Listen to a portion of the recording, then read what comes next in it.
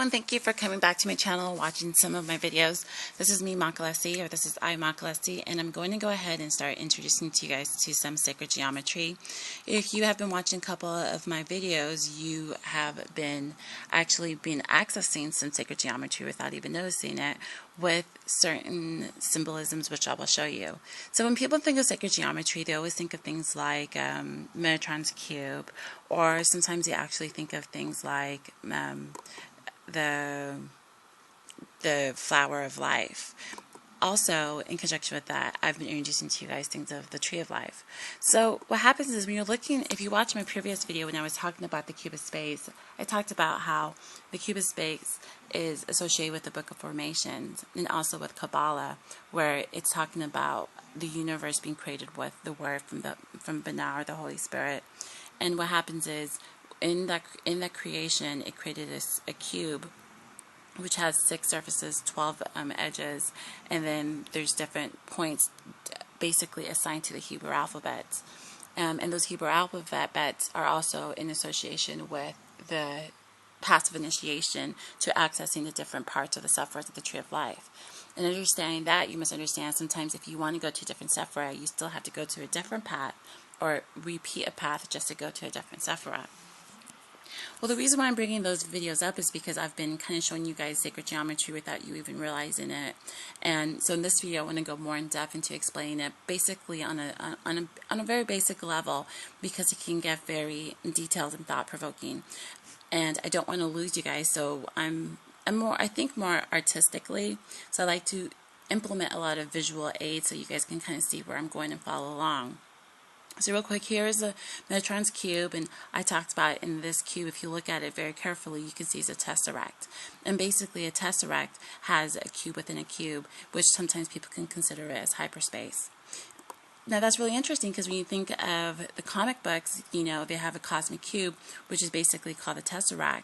And that is actually known in the comics as an item that controls matter and energy, answering to the will of the sentient beings that uses them. So basically, I use this analogy when we're talking about the Avengers, how there was a tesseract and it was a very powerful cube, and realizing that that could also be associated with understanding the sacred language, and then also understanding sacred geometry, because a cube is one of the Platonic solids when you're dealing with sacred geometry.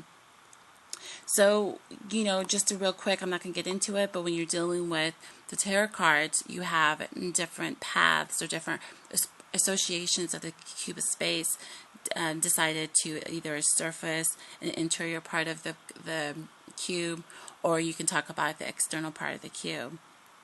Also, when you're dealing with sacred geometry, you always hear things of like this, where it has like the flower of life. And you also have different symbolisms. But if you look really carefully at it, and you know that I've been really talking about the tree of life, which is associated with Kabbalah, you will see that in the flower of life, that there is actually a diagram of the tree of life inside the flower of life. So when you're realizing that, you realize that there's different shapes within a sacred geometry when it comes to Platonic solids, when it comes to the tree of life, when it comes to squares, when it comes to tesseract. If you're dealing with Metatron's cubes, you can kind of see these things as well. So I want to go ahead and introduce sacred geometry to you guys, because when you understand sacred geometry, you understand that it's also associated with numerology. And then by understanding numerology, you're getting more into the concept of the creation, of understanding the mathematical equations, or understanding how things can be proportioned to reflect things in nature that is really designed in a certain way. Because realize that when you're looking at nature, you realize that there is a divine, you know, we could think of things as chaos, but you have to realize there's a divine order in nature, which is keeping things variously in harmonic order. Where when you're looking at, let's just say, a shell or a ram's horns, you'll see that it's symmetrically shaped, so therefore it gives comfort to the living creature. Where there is a design, there is actually a program in nature based on geometry and sacred geometry, where everything is kind of functioning.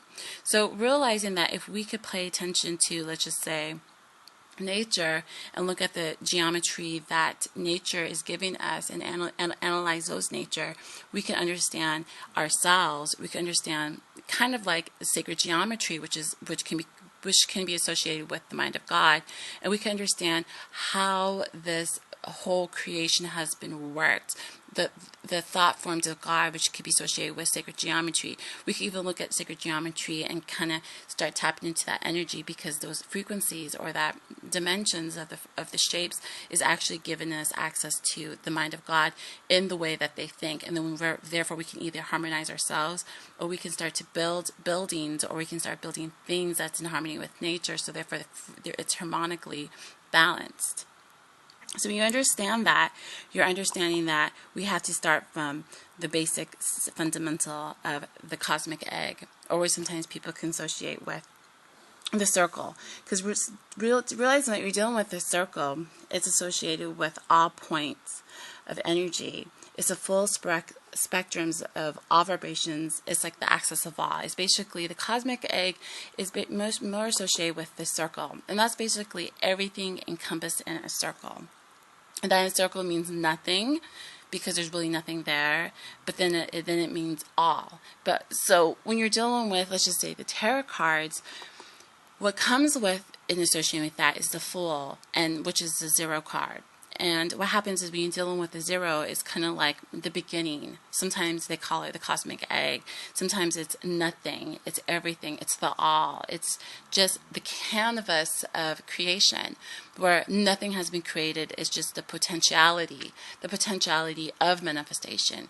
But it's not really defined yet. It's just the potential, which is kind of like your canvas, where an artist sees a canvas and is about to create something, but it's just nothing yet. It's the potential. So when you think of the cosmic egg, you can look at it like a blank canvas in art. It's the potential of something. But what happens is, what you want to do with the cosmic egg is you want to eventually create a point. And dealing with that point is usually associated with the dot. Because realize that when you're dealing with geometry, or when you're dealing with the manifestation of creation, to create a solid line, you have to have a dot first.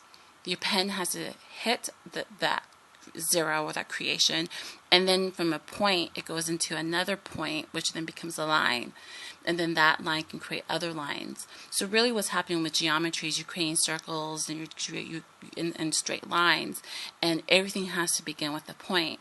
So when you're dealing with the point, you're usually dealing with just like a fine point of existence.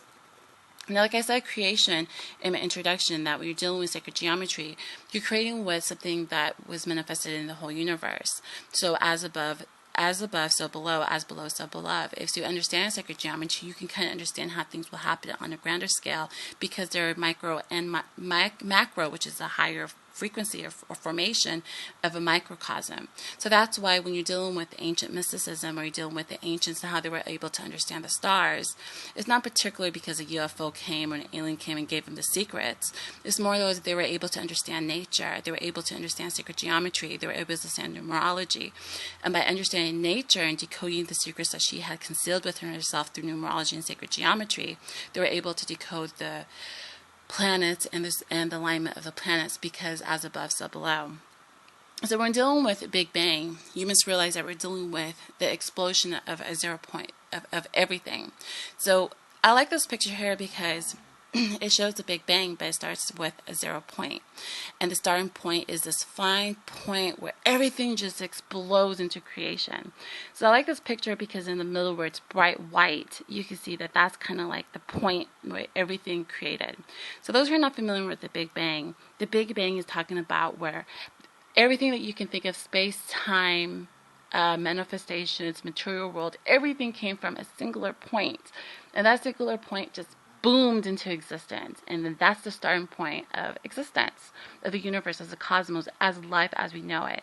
So that Big Bang is basically that 0 point, or that 1 point where the pen actually hit the canvas, which is associated with 1, initiation. So I like this diagram though because it talks about, on the bottom you see the Big Bang came from a 0 point and then it expanded, because they said the universe is basically expansion. We're expanding right now.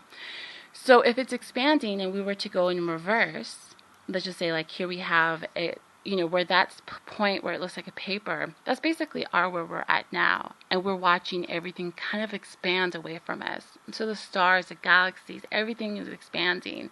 But they knew by observing the planets in modern astrology that if everything is expanding, that means we have to be coming from a singular point. So by doing mathematically and understanding this, when they reverse that, to, kind of like reverse engineer the Big Bang, they realize that when you reverse, it goes down to a singular point. And that singular point is the expansion or the beginning of everything. So in this picture, I like is because if you show the Big Bang in reverse, it starts from a very small, minute point, which is at the bottom of the screen. So this picture here, just to show a little illustration, on the bottom of it where you see this like this red hot fire, that's the point of the Big Bang. So it explodes, and then that's where physicists and quantum physicists and even theoretical physicists is all trying to figure out what created the Big Bang, where did that happen, what created that point. So when it comes to reversing the Big Bang, that is there's like very few seconds when everything just went boom and created. And to use that analogy, it's like the canvas, which is a 0-point energy, or this cosmic egg. And then that point where God put the bang right onto that canvas and made a 0 point, that is the analogy of what I like to call the Big Bang. So that's where physicists and people are trying to figure out what created this Big Bang, what made God put that 0 point. But when we understand that in sacred geometry, we can understand that Big Bang as being an analogy for the big point. So here in this one, you see the Big Bang at the bottom. Everything's very, very hot. But understand the cosmic background. Those who know astrology understand what the cosmic background is. They can see how everything was by looking at the radiation of the universe.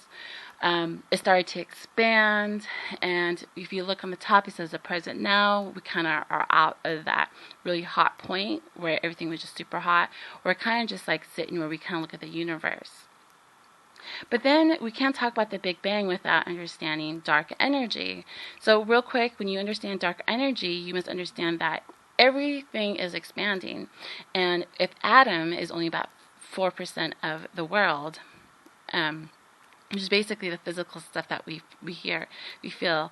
I like to look at atoms as more as the lines in sacred geometries, the circles, the lines. Like if you create a picture of the tree of life, and you say, okay, well, there's like 22% of dark matter, which we don't know what that is, and there's like 75% of dark energy. When you look at the lines in sacred geometry, that's kind of like the atoms and stuff like that. So when you're dealing with, astrology and things of that nature, you know that on a subatomic level, there's only 4% of the universe that we know of is atoms. There's 20% which is dark matter, and then there's 74% of it that is basically dark energy. So the question is, what is dark energy? And they basically figured out that dark energy is basically what is making all the universe accelerate away from each other. What is making us accelerate away from the Big Bang?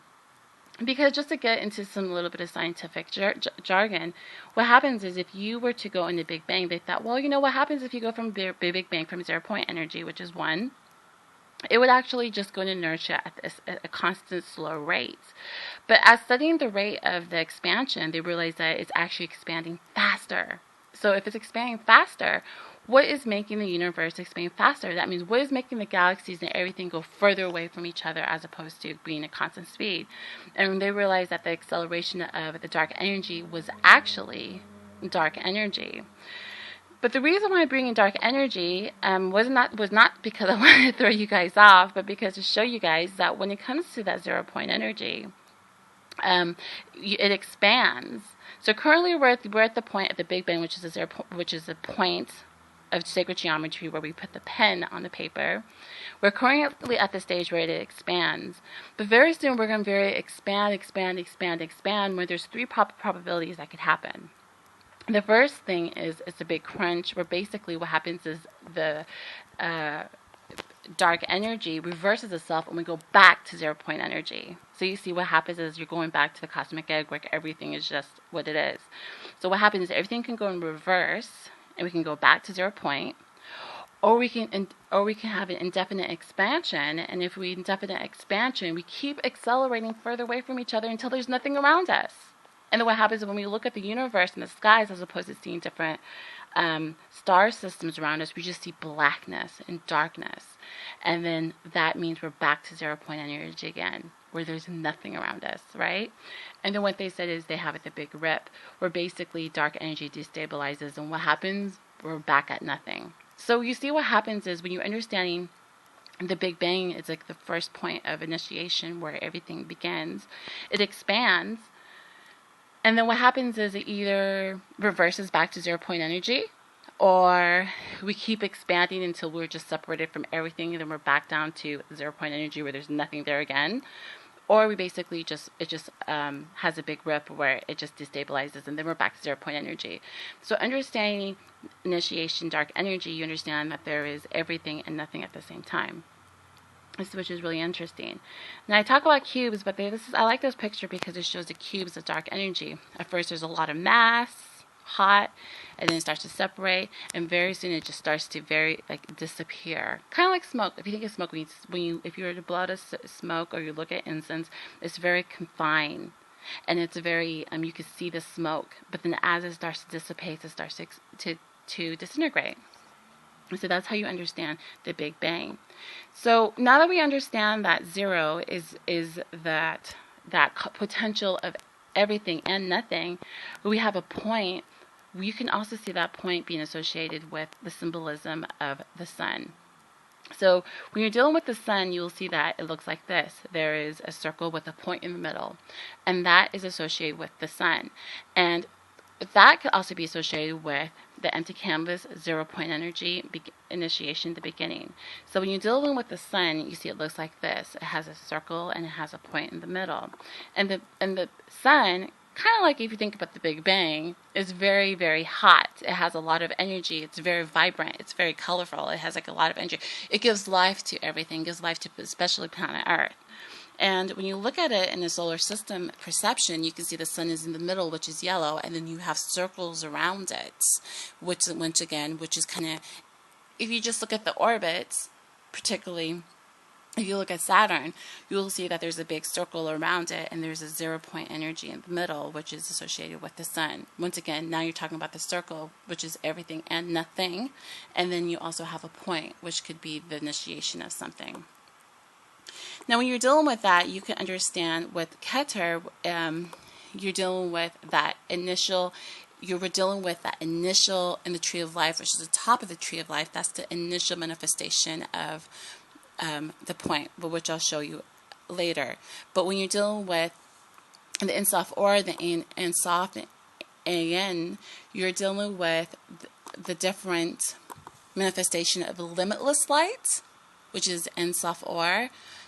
Ein Sof, which is no limit, and N, which is nothing. So basically, those are kind of showing you the degrees of nothing, which is associated with the zero.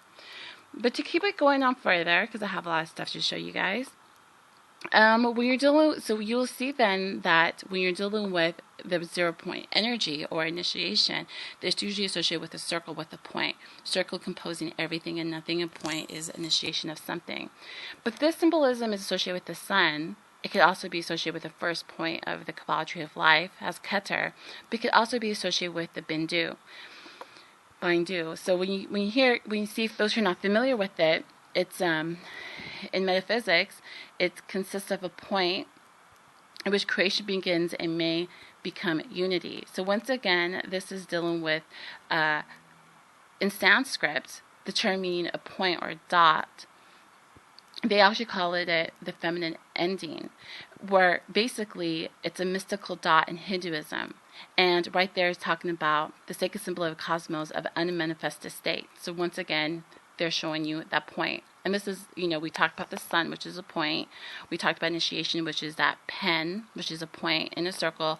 And they even have that symbolism.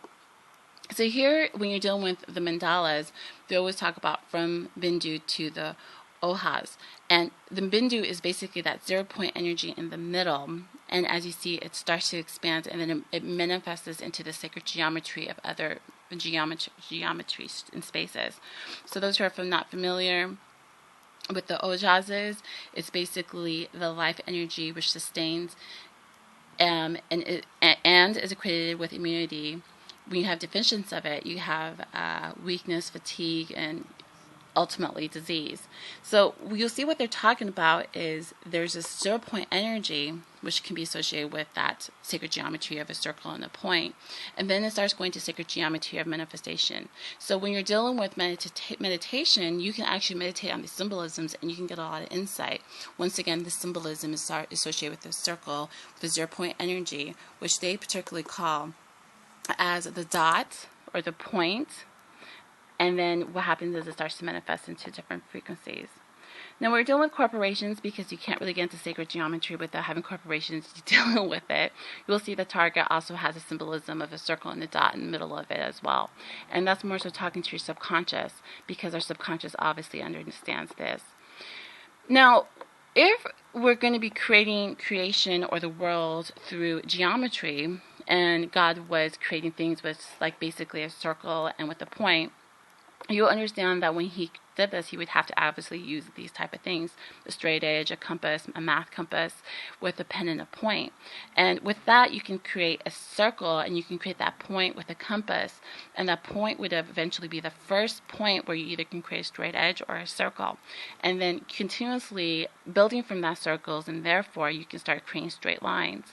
Now, when you're dealing with the math compass, you will notice that it looks like this, and the straight edge looks like this, and a lot of people are familiar with the Masonic symbols, where they have a compass and a straight edge ruler looks similar to this.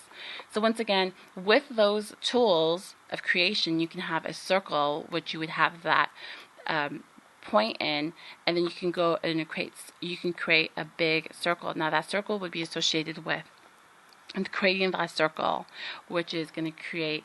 The middle would be empty, but you would create a circle which call it nothing or 0 point energy. Now, when you're dealing with art, you also have, there's an artist by the name of William Blake, and when he dealt with making his idea of God, he obviously called, he had a symbol of God creating the universe with a compass. And so you will understand that he's also associating this with sacred geometry as well. Also, he had a picture of Newton, and Newton also was dealing with sacred geometry as well, which you understand with, when you go into mathematics and things like that, it kind of verges into philosophy.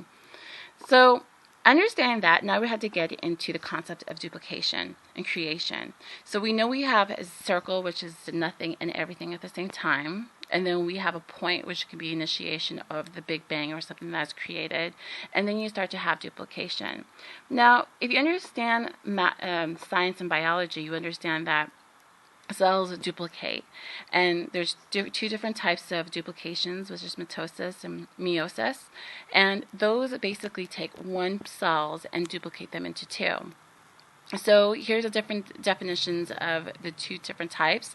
You see the one with meiosis, which is a sexual, which humans do, things of that nature. It could be associated with sexual organ, when you're dealing with sexual intercourse and things of that nature. Why I'm saying this is because it's going to be important to symbolism with the High Priestess card. But what happens is when you're dealing with cell division, you have one cell which eventually then duplicates or reflects and then creates two different separations. So 2 is associated with duplication.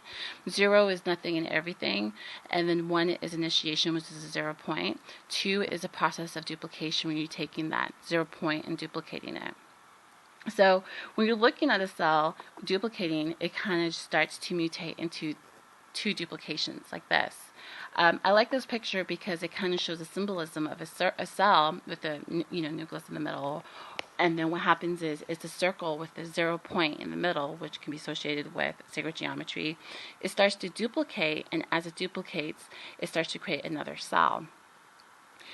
So when you understand that nature is doing this, you can understand that what happened is you're taking one cell or one initiation, and then you can duplicate it. Now, when you're dealing with the tarot cards, because I like to associate with the tarot cards a lot, you will see that the tarot cards has a lot of these symbolisms as well, where when you look at the tarot cards, here's a good example. You'll see that you will have a High Priestess, and she's sitting there, and because you're dealing with, when you're dealing with human duplications or DNA replications, you're dealing with sexual intercourse. So when you're dealing with the high priestess in the tarot card, she's associated with duplication. She's associated with number 2, associated with that. But if you look behind her, you will see obviously the tree of life behind her. And I made it easier for you guys to understand by putting a tree of life side by her with a pomegranate and palm trees in the background of her veil. Now, the reason why there's pomegranates is because that's associated with the female organ or sexual, her sexual organs. And the palm trees associated with the male organs. So her being a virgin, she is what sometimes people can call the chief feminine elder. She could be considered with this first mother, the first matter, or in alchemy they call it the prima materia. And what happens is she is the one who sits as a virgin and she duplicates and makes things manifest things. In a psychological perception, this is associated with your subconscious, which can duplicate and manifest things by your, what sometimes New Age people call it, positive thinking. But when you look at that, you can see that there is symbolism in tarot cards and sacred geometry as well that's teaching you by understanding the difference between the yin and yang, which is associated with the white and black column, which is masculine and feminine energy uniting. And she's a virgin, but she's ready. She's full of potentiality.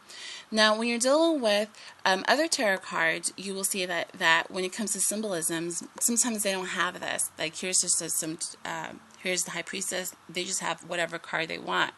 But when you're dealing with tarot cards, you must realize that the person who creates it really should know sacred geometry, because what you're really doing is you're dealing with your mind or your feminine mind that deals with numbers and who's more primordial than the logical mind, who can see things through numbers and sounds and symbology without you actually speaking to it. So when you're dealing with tarot cards, you should really deal with stuff that really has the correct geometry and sacred geometry in it. So that's why when you look at these cards, you see that they don't have the tree of life behind it. They don't have the Hebrew alphabet, and they don't have the other associated with it. Now, sometimes cards could look similar, like here's the Rider's Waite, here's a BOTA card. But there's definitely a difference. You can see the difference in colors. You can also see a difference in the letters. And even on the top, you can see on the top, like one of the beds is closed, one is open. The one with closed is basically the right way, because what happens is your potentiality. She's a virgin. She has not manifested yet. So with the bed being open, it's saying that she's basically aware. I made it easier for you guys to understand. So here's a picture of the right symbolism. So if you look at the buds on top, it's borrowed from the Egyptian architecture. My bad, I'm sorry. Where it's the form of a bud, which basically means latent or undeveloped powers of the subconscious mind.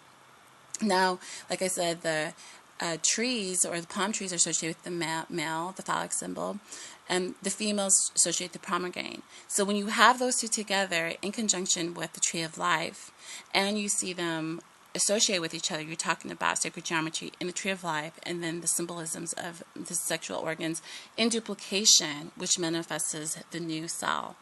And right here in the bottom, you see there's a cube, which is associated with the cube of space, and her robe looks like water, which could be associated with the moon, or which is associated with silver, which is associated with the moon, which her headdress is associated with. When you look at her headdress, it could be also associated with the Egyptian goddess Hathor. But what happens is saying that from this prima materia, everything from her gown, gardens, everything that you see in the major arcana of the tree of life. So this is a very important card to understand, because it's associated with duplication. So when you're dealing with duplication, you're dealing with basically symbolisms that look like this. Now remember, I showed you the duplications of a cell, and what happens is when you look at them, it actually looks like two cells separating. It looks similar like this. Now, in sacred geometry, you can associate that with two circles dividing into each other, or what happens is you go to the center of one circle with your math compass, and then you go to the edge and you create another circle. And what happens is you create a Vesica Pisces that looks like this. So when Vesica Pisces that look like this. So Vesica Pisces is basically the part in the middle that looks more like an almond. And when you're dealing with let's just say corporations, they have illustrated this perfectly in sacred geometry, like the MasterCard. Now, this isn't the actual logo. I kind of just took one that was kind of like, so, it's, so you can see how it looks like. But you see there's a kind of like an orange or a burgundy one on the left, and you see a yellow one. And the Vesica Piscis is in the middle, where it's kind of like an almond shape with the lines across it. That's showing you also in sacred geometry that duplication of that prima materia that we've talked about in the High Priestess. So when you look at cell divisions, you can see that it's actually doing the exact same thing.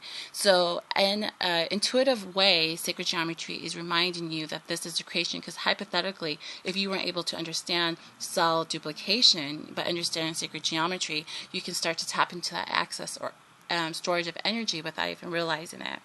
Now, when you're dealing with the flower of life, you will see that the two duplications are right here, where you have the two circles. The Vesica Piscis is starting to be initiated, where the first point that's going to be manifested would be Keter. Now, Keter, again, is kind of like, is a manifestation of nothing. And when we're dealing with this, we're dealing then what sometimes people can call the womb geometry. So when you're doing the womb geometry, you're dealing with this. Now, if you can use your imagination, I'm not going to put any pictures up here, you can see how this could be associated with a womb, which is associated with the feminine organs. And when you look at nature and you're dealing with duplication, when you're dealing with DNA duplications or replications, or when you're dealing with birth of a human being, you will see that it will actually come from the womb. And the womb looks like associated with this if you were to look at it at a certain angle.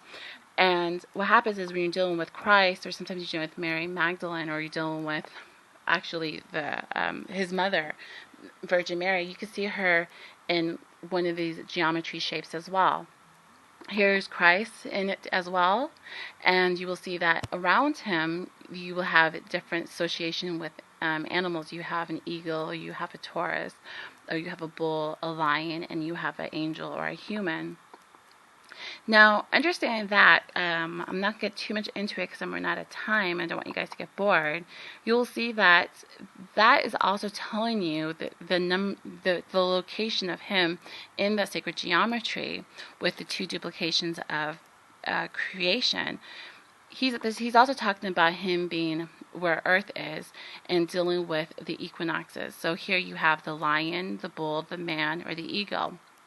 The lion is also associated with the different seasons, but this can also be associated with the different ages. When you're dealing with the tarot cards as well, the tarot card has the symbolism as well. You can see the symbolism of that.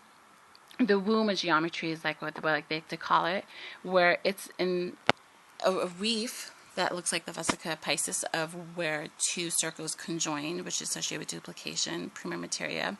And you can see her in the world card, and kind of associated with where the Christ was as well. And you can see the different symbolisms of astrology in the cards. Here's another symbolism of it in the middle, and then you have Aquarius, which is associated with the angel, or the potential of humans being angels.